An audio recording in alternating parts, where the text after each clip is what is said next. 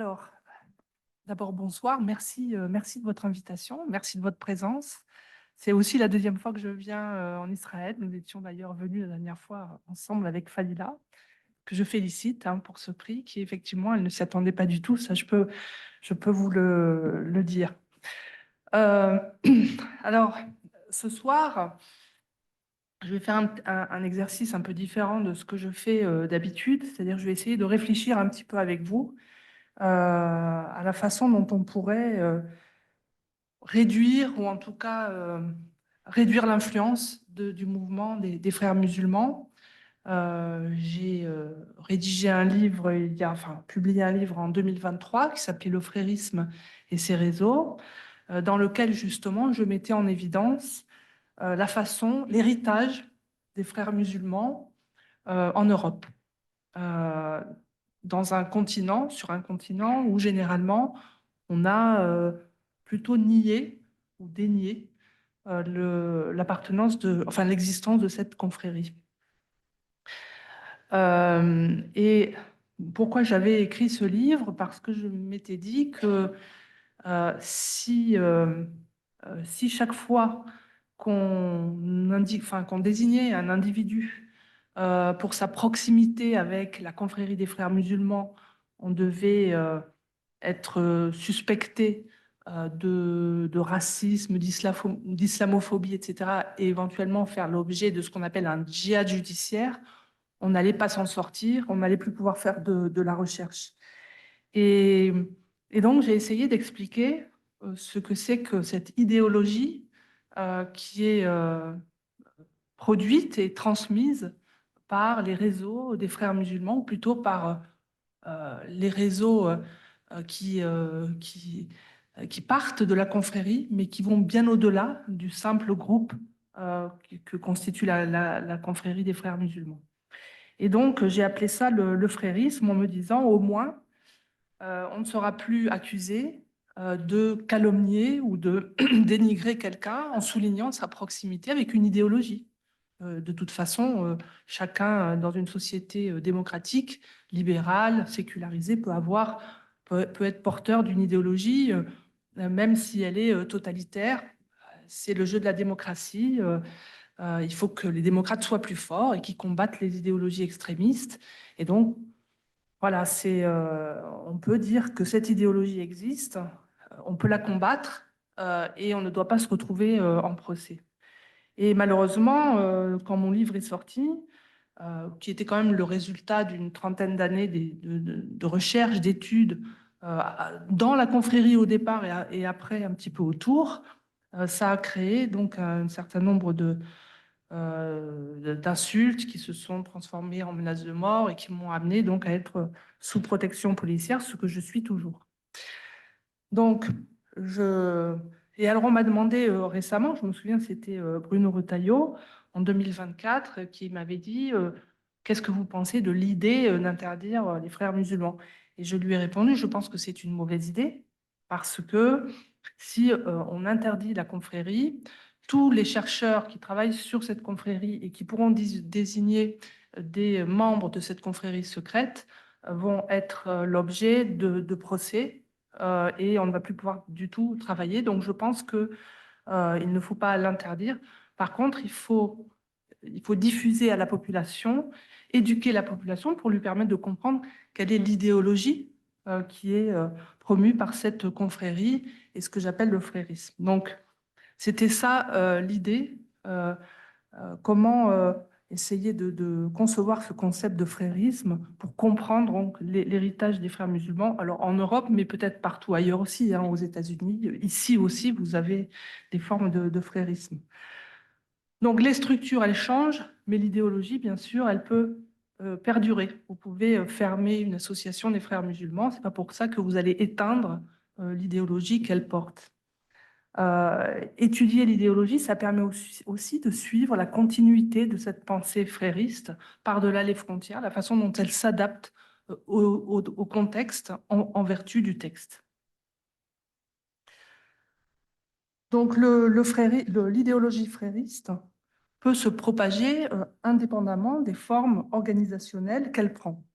La raison est simple, le frérisme repose sur une unité textuelle qui est conçue dès le départ pour résister aux changements dans le temps et dans l'espace. D'abord, il faut préciser que le frérisme est un salafisme. Il n'est pas tous les salafismes, mais c'est un salafisme. C'est un salafisme parce qu'il est porteur d'une idéologie fondamentaliste, littéraliste et dogmatique des sources de l'islam. Et j'ai fait une bêtise là, hop, pardon. Des sources de l'islam. Donc le Coran, c'est la première source de droit. C'est un texte révélé, infaillible et incorruptible pour les musulmans. C'est un texte sacré, descendu en arabe, la langue que parle Dieu aux hommes. Il est complété, donc, ce Coran par une deuxième source du droit, la Sunna, ou tradition du prophète, qui est le recueil des hadiths, des gestes et paroles du prophète, authentifiés par une chaîne de transmission. Il y a 6 principaux recueils. Les 2 plus connus, car réputés fiables, sont les recueils de Bukhari et de Muslim. Le modèle, donc, ici, vous voyez, vous avez un Coran incorruptible, qu'il faut savoir interpréter au plus près du texte, puisque c'est la parole de Dieu. Et vous avez donc une sunna, une tradition du prophète, ses faits et gestes, ses dires, qui sont authentifiés par une chaîne de transmetteurs. Donc on veut conserver vraiment l'origine.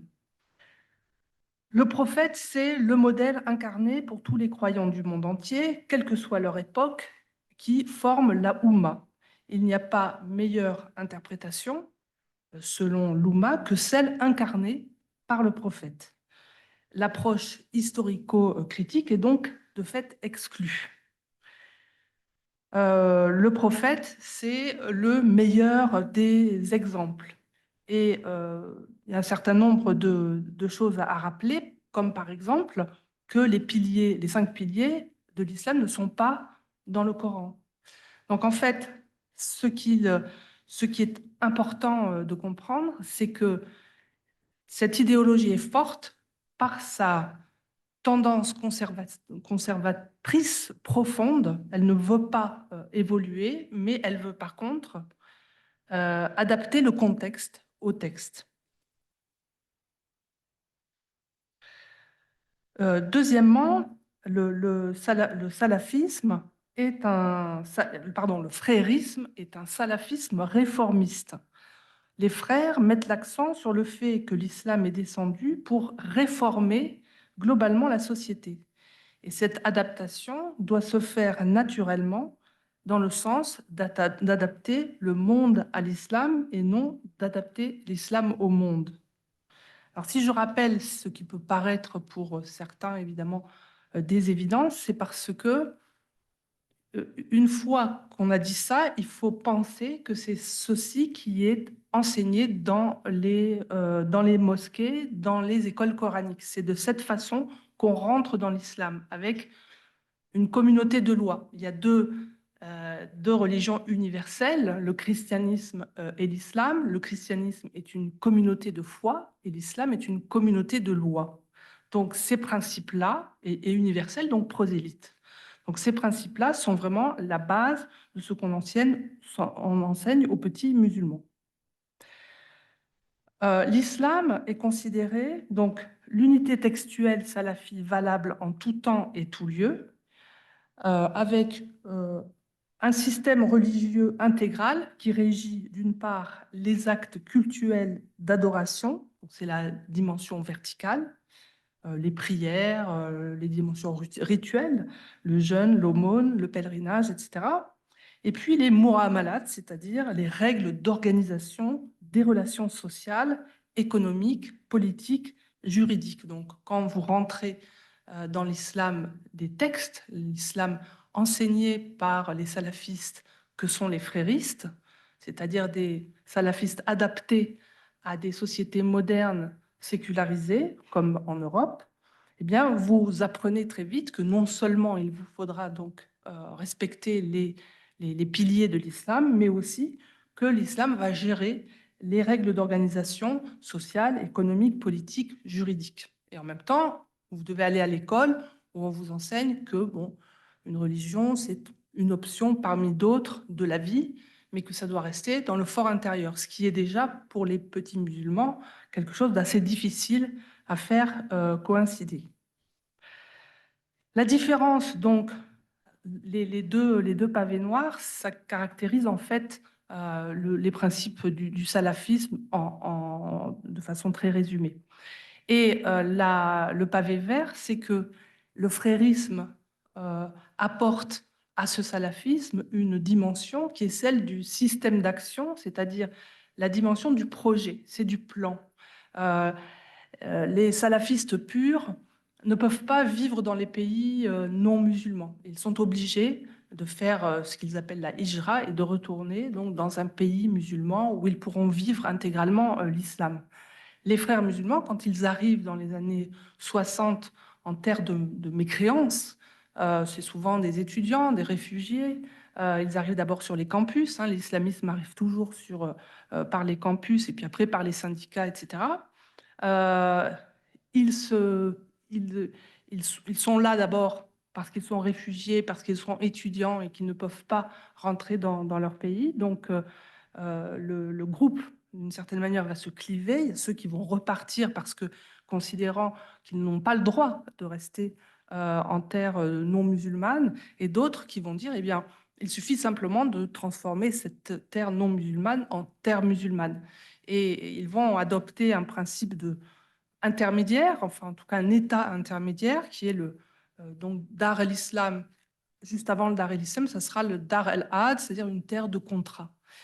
Et il déclare donc que les musulmans peuvent rester dans les pays non musulmans à condition qu'ils transforment cette terre en terre d'islam et en fassent donc un califat, c'est-à-dire une société islamique mondiale, mondialisée, qui aura en fait tous les avantages des sociétés modernes, technologies, militaires, etc., mais qui sera donc sous la loi islamique.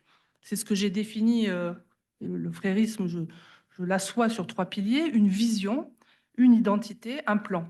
Une vision particulière du monde qui commence avec le prophète, qui se finira avec la fin des temps, quand le califat sera instauré, que Dieu sera satisfait, sans doute. Une identité suprémaciste et un plan pour y parvenir. Et les frères musulmans, quand ils se réunissent, quand cette confrérie se réunit, donc élaborent des plans à 4 ans, 8 ans, 30 ans, etc. Donc les salafistes, de façon générale, c'est pour ça que je ne les sépare pas des fréristes, insistent sur les aspects culturels et l'orthopraxie. Les frères insistent sur la dimension sociale, mais les deux, en fait, sont concernés à la fois par les actes cultuels et les règles sociales. La différence, c'est qu'un salafiste pur est obligé de suivre l'orthopraxie. Un frère peut suspendre un certain nombre de pratiques de façon tactique, de façon rusée, s'il estime que les objectifs à atteindre sont plus importants que la pratique elle-même. Alors, un exemple, une femme qui pourrait être embauchée à la tête de la SNCF, donc à un poste stratégique, eh bien, ne sera pas obligée de porter le voile. On va lui dire, écoute, c'est mieux que tu obtiennes ce poste parce que là, tu pourras y être influente plutôt que d'absolument vouloir porter le voile. Donc, vous voyez, vous pouvez suspendre, et c'est ce que font les frères. On appelle ça la taquilla. Moi, je n'aime pas trop utiliser ce terme, c'est simplement une ruse de guerre. Vous pouvez suspendre un certain nombre de pratiques si l'objectif est plus important que la pratique elle-même. Un autre élément aussi qui renforce l'unité de l'Oumma et l'unité du projet frériste, c'est la littérature salafiste, essentiellement, qu'on retrouve dans les librairies islamiques en Europe, probablement ici. Toute la littérature traduite en anglais, en français, sont des livres essentiellement salafistes. Alors, on va trouver Le Jardin des Vertueux, La Citadelle du Musulman, Le licite et l'illicite de Youssef El-Kardawi, La Voix du musulman, etc. Ce sont des ouvrages dans lesquels vous apprenez à être musulman de façon intégrale. Ce sont des ouvrages qui sont traduits aussi ou disons, adaptés aux enfants. Et il y en a de plus en plus, notamment pour les enfants. Aujourd'hui, quand j'ai commencé il y a 30 ans à étudier ces questions, il n'y avait pratiquement pas d'ouvrages pour les enfants traduits en français. Aujourd'hui, vous trouvez à peu près 2/3, à parfois la moitié des ouvrages qui sont proposés pour les enfants, ouvrages, vidéos, jeux pour enfants, etc., avec des adaptations de ce type d'ouvrages salafis. Et évidemment, vous allez le trouver en allemand, vous allez le trouver en anglais, vous allez dans toutes les langues du monde, ce qui contribue bien sûr à créer une homogénéisation des pratiques religieuses et un habitus commun qui va faciliter la circulation des arguments, des discours et donc de l'action collective.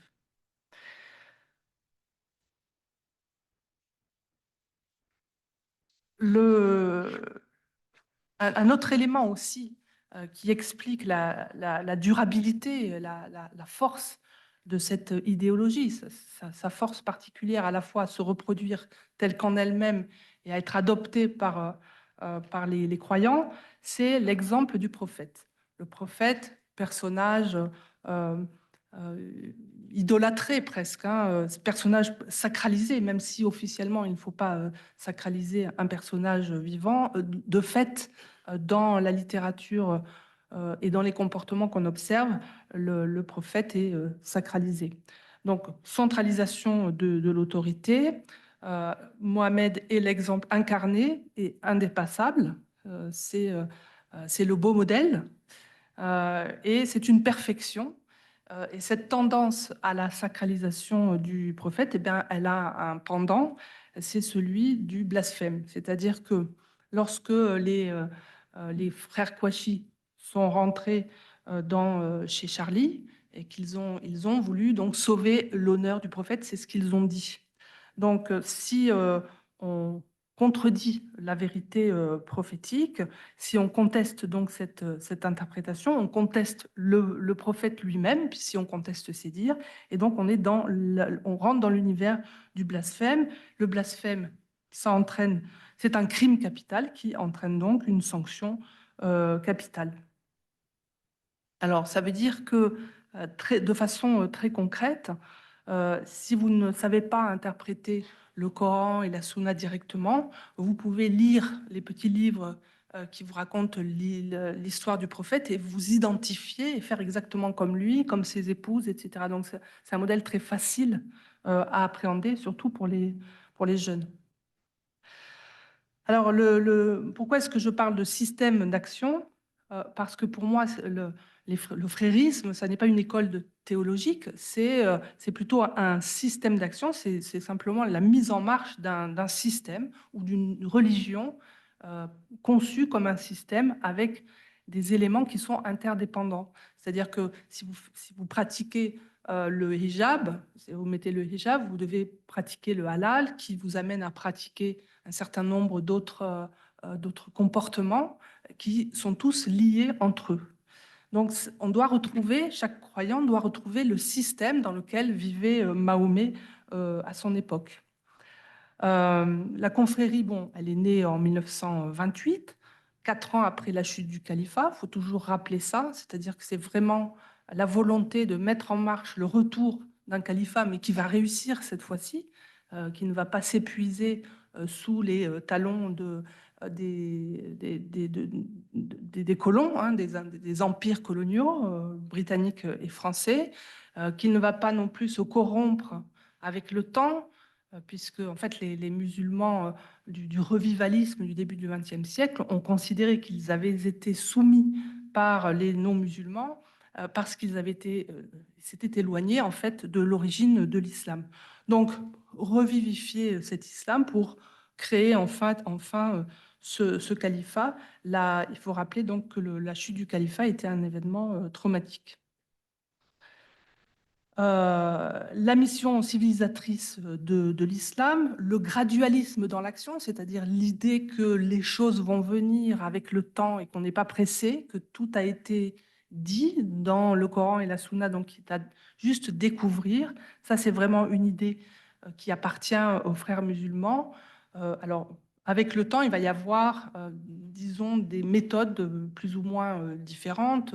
Les frères musulmans vont se radicaliser parce qu'ils vont être sévèrement pourchassés. Ça va donner la tendance Saïd Qutb et le djihadisme.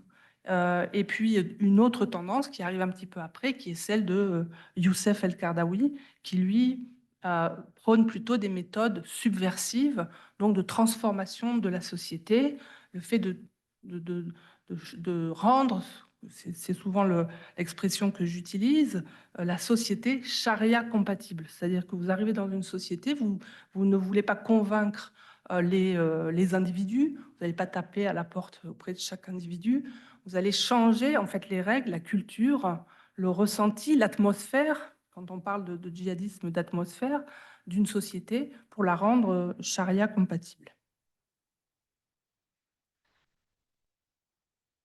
Donc, la subversion, orienter la société vers les objectifs de la confrérie, rendre la société charia compatible. Les procédés, c'est l'entrisme, la victimisation, hein, la lutte contre l'islamophobie, les alliances stratégiques avec la gauche radicale, mais avec la gauche, maintenant, on peut dire, en Europe et ailleurs. Et ça, on va le retrouver dans tous les pays d'Europe. Aux États-Unis, j'étais récemment à Montréal, on retrouve aussi ces mêmes alliances. C'est ça qui est assez intéressant, c'est que quelle que soit la société, quelles que soient les relations que ces sociétés ont avec les religions, on retrouve exactement, et même si elles ont des traditions coloniales ou non, on retrouve exactement les mêmes problèmes dans tous les pays occidentaux qui sont touchés par les réseaux fréristes.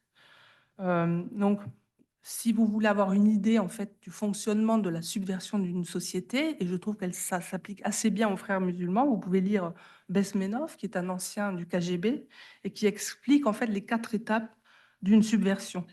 On va d'abord démoraliser une société, ridiculiser ses principes, ne plus respecter ses valeurs. On va tenter donc de la déstabiliser pour ensuite la mettre en crise et enfin, quand elle est complètement défaite, on va essayer de la normaliser avec les nouvelles règles de la société islamique en l'occurrence. Une autre stratégie, et elle me concerne assez directement, c'est l'islamisation de la connaissance.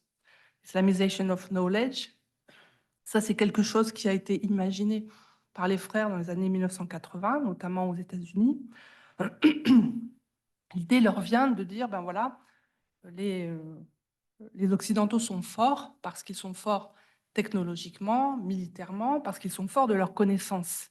Et donc, il faut reprendre à notre compte ces connaissances-là, il ne faut pas les détruire. Par contre, il faut les islamiser, c'est-à-dire les faire rentrer dans le cadre de l'islam. Donc, ça veut dire réinterpréter les sciences humaines et sociales.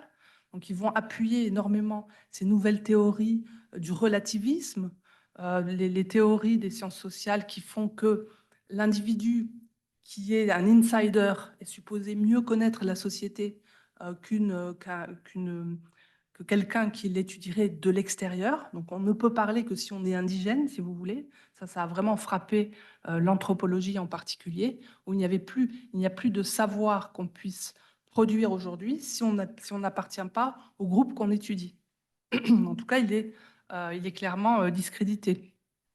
Moi, par exemple, je ne peux être que islamophobe puisque je n'appartiens pas au monde de l'islam. Donc, tout ce que je vais dire, tout ce que j'ai étudié, tout ce que je vais dire, ça sera nécessairement quelque chose qui ne sera pas juste. Et de par mes origines, enfin, coloniale ou post-coloniale, eh bien forcément, je ne peux que reproduire en fait ce que mes ancêtres ont fait à ces groupes. Donc on en est là à l'université avec la théorie décoloniale.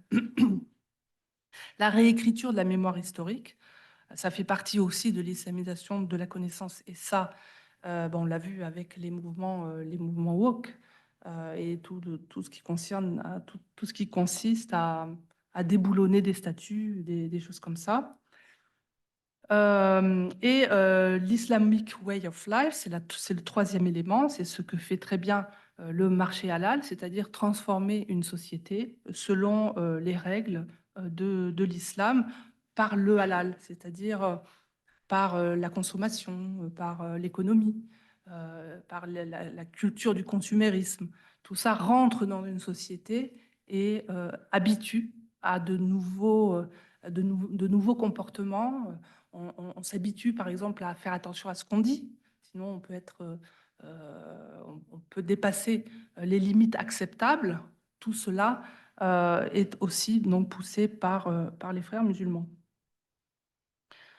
Donc les méthodes, hein, j'en ai parlé, l'entrisme, l'infiltration, la captation, pour verrouiller le contrôle des groupes. Donc les méthodes d'action du frérisme. Alors, ici, sur cette photo, vous voyez les frères musulmans. Donc c'était en 2016, ça fait partie des rares photos qu'on peut trouver avec donc frères musulmans, barbe taillée, costume, gens très très souriants, des gens qui vous conseillent, notamment dans la lutte contre le radicalisme, etc.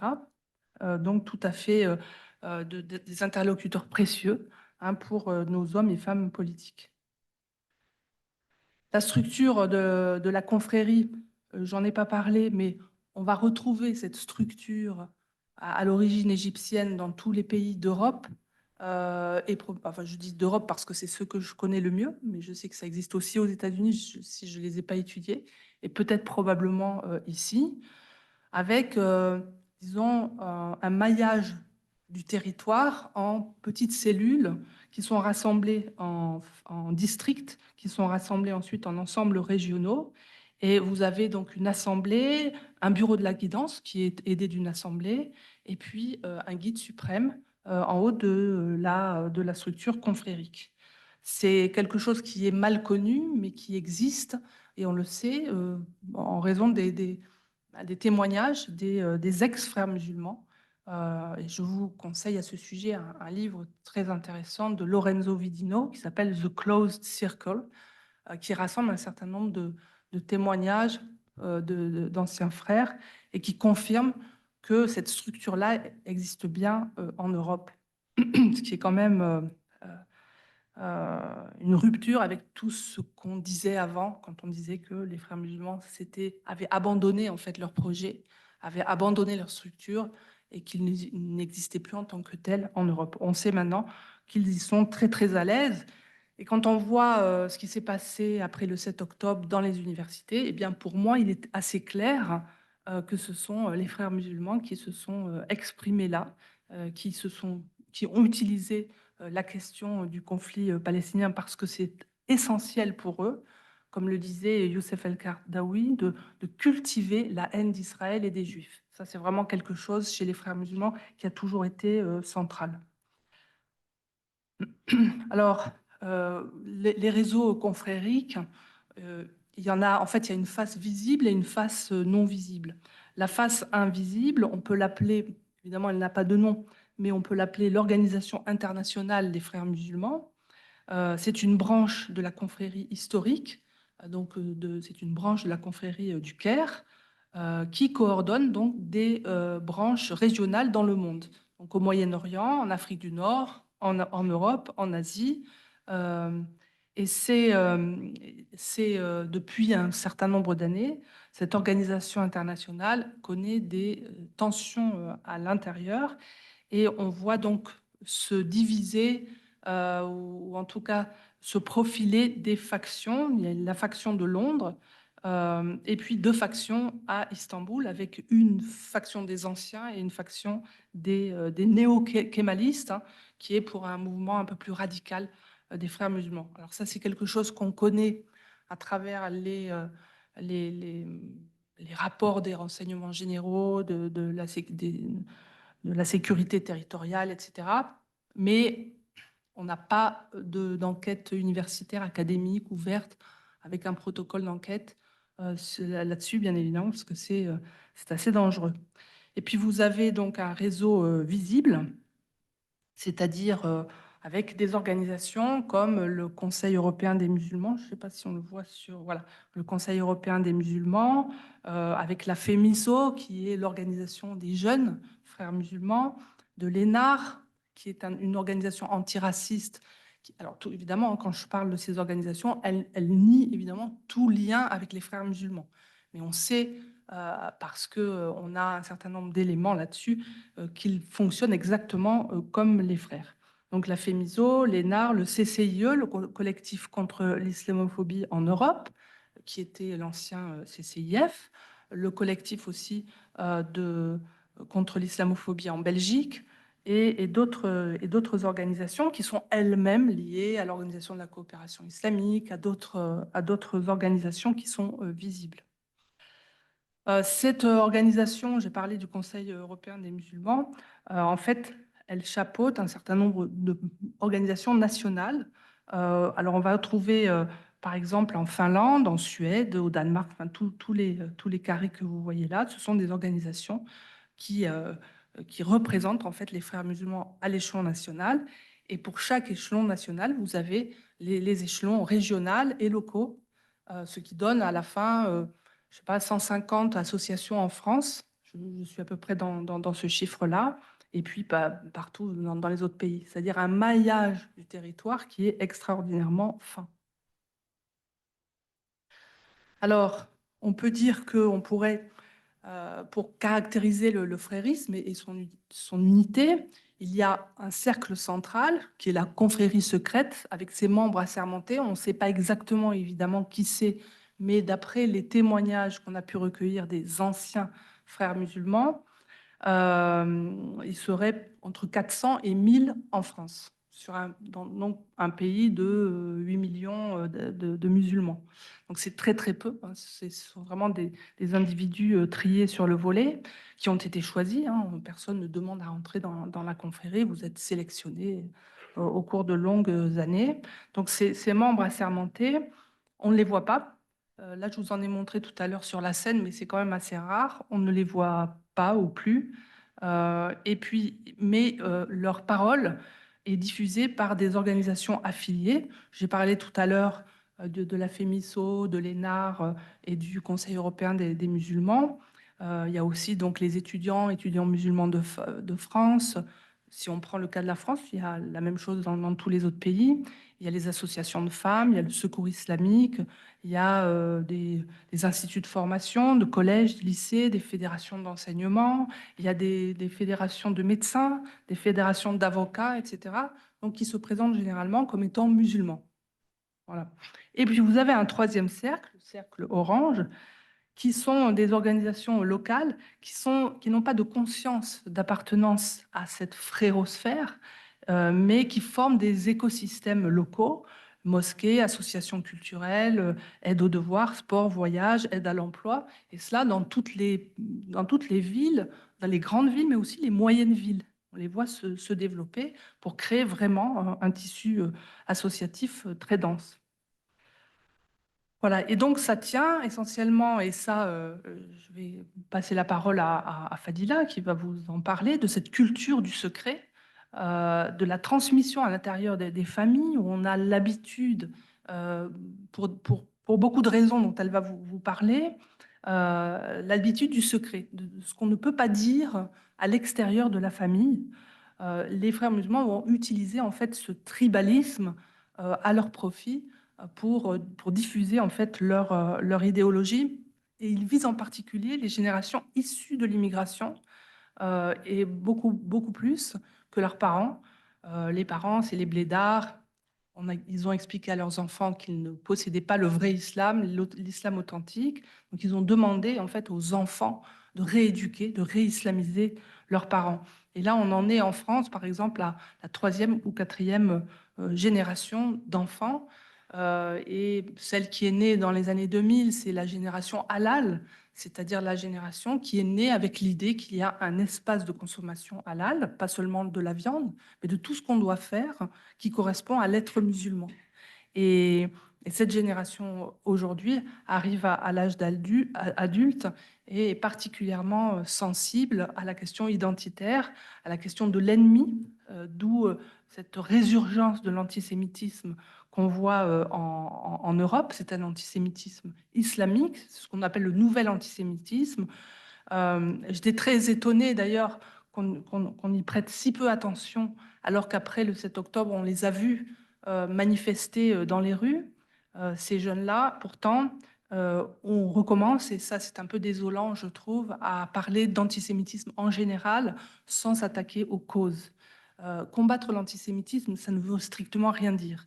Combattre les causes de l'antisémitisme, et elles peuvent être plurielles, ça a du sens.